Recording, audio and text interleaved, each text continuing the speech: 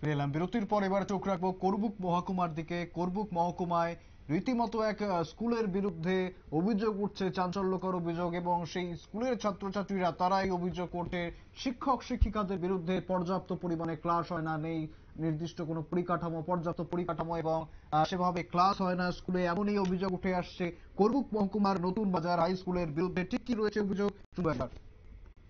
মতো এরা ক্লাস করলে করছে, না করলে ক্লাসের দিকে ঘুমায়, ওই জিনিসটা আইতে আছে।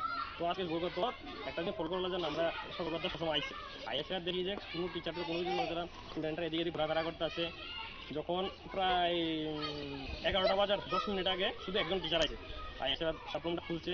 খোলার পরে 3জন টিচার নিয়ে সেটা এও 11টার সময় পেয়ার হচ্ছে, 3জন টিচার নিয়ে সেটা পেয়ার করছে।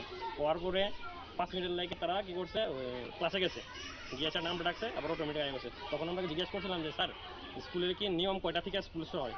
ওই স্যার আমাদেরকে রিপ্লাই করছে যে স্কুলের নিয়ম নাকি 11টার সময় স্কুল খুলবো। তো তখন তার কাছে জিজ্ঞেস করলাম যে আপনার অ্যাড্রেস, তখন আমরা রেজিস্টার বুকটা দেখাইতে বলছি। রেজিস্টার বুক দেখাইছে যে তারা 7টার সময় আসছে, আমার কাছে জিপিএস ক্যামেরা দিয়ে সব কিছু ফটো আছে। তারা দত্তরে স্কুলের ভিতরে দত্তরিতে যত স্কুলের দরজা জানালা যা আছে সব বাচ্চারা দেখ করায়। তারা আইনা ঠিক করে টাইমে কোনো কিছু ঠিকভাবে দেখাইতে আসে না। তারপরে যখন কোনো কিছু জিজ্ঞাসা, আচ্ছা প্লাস 11 থেকে 12জন স্কুলের টিচার, শুধুমাত্র 3জন আছে এও এর আগে। এরপরে কেউ 12টা বাজে, কেউ 11:30 বাজে, এমন টাইমে স্কুলে আইতেছে।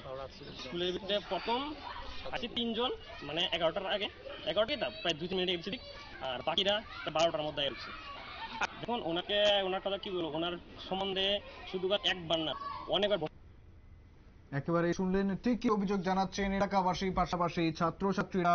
যেমনটা জানা যাচ্ছে, নির্দিষ্ট সময়ে স্কুলে আসেন না শিক্ষক শিক্ষিকারা, পাশাপাশি ক্লাস হয় না, পর্যাপ্ত পরিকাঠামো নেই সেই স্কুলের। অর্থাৎ এই অবস্থাতেই চলছে পঠন পাঠন। ফলত আগামী দিনের যারা ভবিষ্যৎ, সেই ভবিষ্যৎ প্রজন্ম, সেই ছাত্রছাত্রীদের, তাদের যে এই ভবিষ্যতের অপূরণীয় ক্ষতি হচ্ছে, সেই দায় কে নেবে, এই প্রশ্ন কিন্তু উঠছে। ফিরে আসছে একটি ছোট্ট বিরতির পর, সঙ্গে থাকুন।